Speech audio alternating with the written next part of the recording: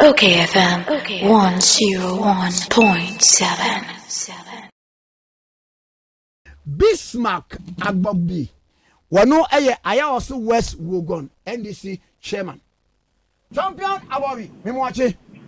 Many are paying me also. Nabako die. Yamia Dumo, Michia, Unia Ba Biama. Wajo super. And say on pony Bibuka Crans, Mani and family, why? Aye, wasn't Brennan Bombo. Catch no mammy. Mate Macachren. Or tell my diache.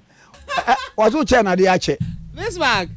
Mammy. That's what wouldn't be. Where I hire Kwan when come with Binti and Thomas. Did you any up in him say be on Cairo, mammy? Mate. And some don't come up and a pay Moody. Are you? Marco Waba, now fair. Be never bomb money. Men are none a bomber man, yes, eh.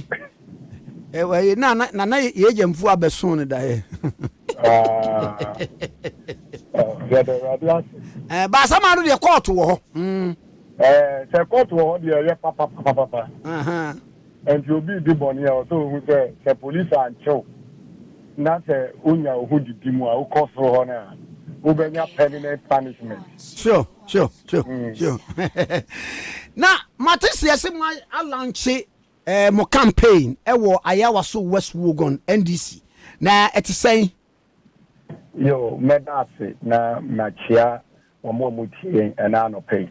Na machia ayawa so West Wogon ekuom NDC for any timemu for mu hu nyina eni da de ekoba ya ni se Owura John Dumelo abranchi a ode ne ho ebo afore se obema emebunu no da achen hope ne na yeni ma menum a omo edi granka kranka no obema omo da achen no ene da oye se ordinary December tuga enti ye boga edi ma no se o me kanchira ya waso West Wogon ene omo a omo edi mechi omo wo eni swadi hunu a omo believe in him no onu omo mbekasa no fa ne ni swadi hunu tuga ampa ye tutu dwumadie na afi ye bibia ene da na ye di ebe wie ye ewo violation part na menia we dia nanka esaweni en sese obi ene ka kyerɛw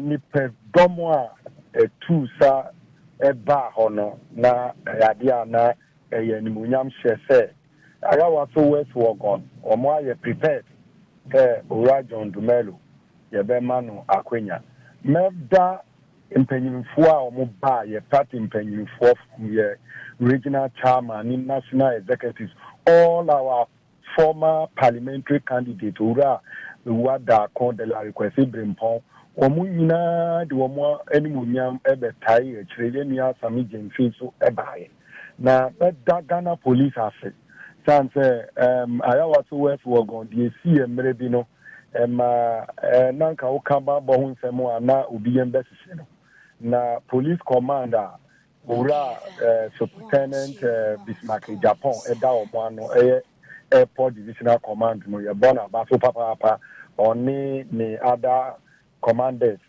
Legon airport ni East Legon eni da omo beboa yen ema asumdwe di asumdwe ebaye ma minya yreshe mu se 2020 election no obi biara owo adwene bi se de esi ye by election ni no wabohu ni ade no member na yreshe mu se police are prepared and John Dumelo as a candidate in no then da no or the asumdwe sem na edetu ni manfo ani nse de be ya omo benya gidie se de esi ye it was a mistake because police for ni nyina gitu mu se de esi ye no and see ye and the police commander me be can say these people are not our men na when who say bibi HCI na any da mania mpanyinfo kasai people's manifesto no ye to nifa bi any ye adwumadie no job security and prosperity for all eno na mpanyinfo ni nyina ye kasai na die edimutintima pa no mra ye parliamentary candidate enya abre evidence etuga na ora John Dumelo century bi ended up o say national apprenticeship program ora John Dramani Mahama the ba what the people's manifesto ni no ni tire mu an say ye pese mabunu no ye ma omu nsa na adwuma na ban NDC na yen track bearer John Dramani Mahama be di animu after December 6 election no nti say mabunu a omo o pepa so mbe su adwuma ana say bibi nti omo ntimi anko school no ye be bo modin ya ma omo akade na ya ma omo impanyifo a omo betire ni omo saa dwumadie no ene da John Dumelo estati ewo ye mpesi ano so de ne say emabunu ni bia omo ewie JSS omo betire omo din so omo pese omo su adwuma hairdressers ebi pese omo su driving ebi pese nyame adomo a omo ye mechanic ebi pese omo ye omo pamade ene da John Dumelo edi machines edunum ni ekire edi ma yemianu mabunu a ompese omo su adwuma any hairdryers ebi mu pese omo su mechanic two Saudi be start ya ni master demand no ya to bia omo nyina no ya identify impanyifo ye masters omo ko training san kwala we with machine no enu tese John Dumelo adwene mpo se obema emabunu no wo mo ni so ade hunu so mo abenya omo sanu adwuma na daachi omo timi bia he omo abusia no wa start na de dumu twa twam kura ni say wonim say mushroom farming one of the areas nipa bebre mfa omo ani nko ho me ne wo kasa se ano mushroom farming or mushroom made in Ayawaso ade John Dumelo started me ne wo kasa ye church maburu no am pese mushroom wo mo kasa ehwe ko omo fa so a emre no omo be ye no omo aton no John Dumelo started ye church maburu no enti ye manifesto ana say ye ni so ade mu a ye wo ema Ayawaso west wo go John Dumelo edi animu no minia started ye adwuma na ye mpese ano so wo ye was secondary ye were universities ahodo be pre University of Ghana, Jimpa, Radford University, Natford University bebre na so ye ni secondary school be feedi sa universities we John Dramani Mahama any ora John Dumelo o mo ni so ade hu baako kan December 7th ye to abewi ye be pursue ni say ye be kukru secondary school baako abesi Ayawaso West Wogon Municipal Assembly ye be make sure say ye nkwala na omo be call JSS from the various schools ye wo uko Baoleshi uko Star Village uko Jowulu abele pe no omo be nya university secondary school omo edi omo ani ebe kire enti any that program no ye de ye ni so dan say nipa bebre no omo wagidie wo John Dumelo mo no omo de omo ani monyam ebe tai chi na ayi sa wohwe se ya aka 49 days yes na ne kura de me fan say ende enka ho aka 40 days aka 40 because sa week na betie asim de ne chese de be se nya se wi power eba ewo Ayawaso West Wogon because na we have a difference no na you say this time around na wo ye as chairman of the NDC ewo Ayawaso West Wogon would debate me abua cancer abua afa ma me seiram so no kre about one it depends on the machinery would be go akwan any nipa or standing any GDR ni manfo no ye den ewo woni mu ye wo constituencies bia na vote deficit e bi bru 10,000 ni actually but obi contest et me win it's a nipa no contest no the credibility of the candidate no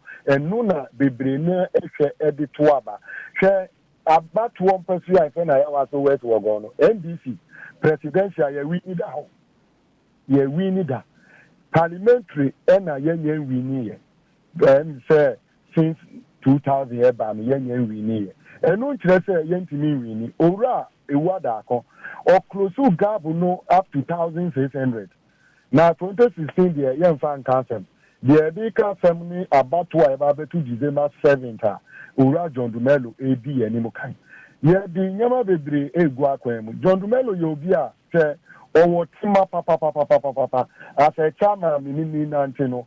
Me who say owo tima. Okay, say Westland, that you got to be a bo or donumu a honey here. In sure you're a hammer for pa. What a month for the municipal assembly, a bo MP, a pono, umbie or mother. And a mobile so good on the mellow so. Minia. You call high excavator spending 23,000 Ghana cedis. And that machine you could see where you two Sagata, you send a mayor in Siono, a Benya baby afar, a grammar for Fieno. MPP, Municipal Chief Executive, together with the Member of Parliament, Lydia Lassan, almost stop with. And my excuse to say, would they need qualified engineers to supervise the job? And I'm sure that is good. I remember when I no boy, and I remember when so will be people the man for. And don't say untiming yet. And you know, you were municipal assembly, you were civil engineers are. Yen year 20 editor or mocha. Omugu homu year to media. And the municipal Mumma ye nipa ni no mumejina. No mumbua ni into gata and say nipa e kwa him. Or more fee ye pursue ya almost say any. You continue, they will go for court injunction. Any a jay, sans a woman a wabam. A done with your toy, a month for car in Suamini, a month for free jar in Suamini, a month for mattress in Suamini. Mina, a idea, a ya fishing papa. And the Aquina Bedaho, say, Ora John Dumelo, or Benya Aquina, not sign my way. Okay. Only Adiaba for our country and Mebuno. Or say, obeye NPR ni pay no fair 2 years in obechem na ode fa abua youth development obe establish football team made in Ayawaso na Saturday staff na uko jowunu no omo bo abelenpe no omo bo baoleti no omo bo chasi no omo bo no oba be select bi no ati team. Okay. Na ya wato west wogon anya team wa emebunu na omo weni so ade wu so omo bo football no omo benya sa akwenya no afi no omo pese omo ko atimu o se na ejuma oye sinikai obe bua omo pese omo ko anyutu omo o di ni links ni connection owo no o di ba be page emebunu no na omo da chi no a omo pese omo nya no omo enya enti ye won that's what e wo John Dumelo mu. Okay. E meburu e wo mpesua no so no doso ye ni abamu na so John Dumelo etinya ma ye ma minimum ma busia wo mu edi ye nsano adwuma. Okay. Omu nsano adwuma omu di ye no omu di shebu kina. These are the things we have hope in John Dumelo and his aspiration to lead the people of Ayawaso West Wogono mi jitu mu se emirado se ye mpanyinifo omudu omweni ebehweno na omubetu aba ebi amano oti oba that's University of Ghana sukupon kasi e wo Ghana ha e wo ni constituency muntino sa university bill na do person or passing na OG universities wo mu freedom every woman seminar the university bill no okay he will team up with the university community and the people of Ayawaso to stand against that bill because it's inimical to the development of our university and manpower development in this country. Medase chairman say also eja wodi ani swade hunu ni nsema ekoso ho atodwa medase anopay. Yo, miso medase nka o so Chairman Bismarck Abobi Ayawaso West Wogon NDC chairman and I na twitwi kwa ho no. Okay FM 101.7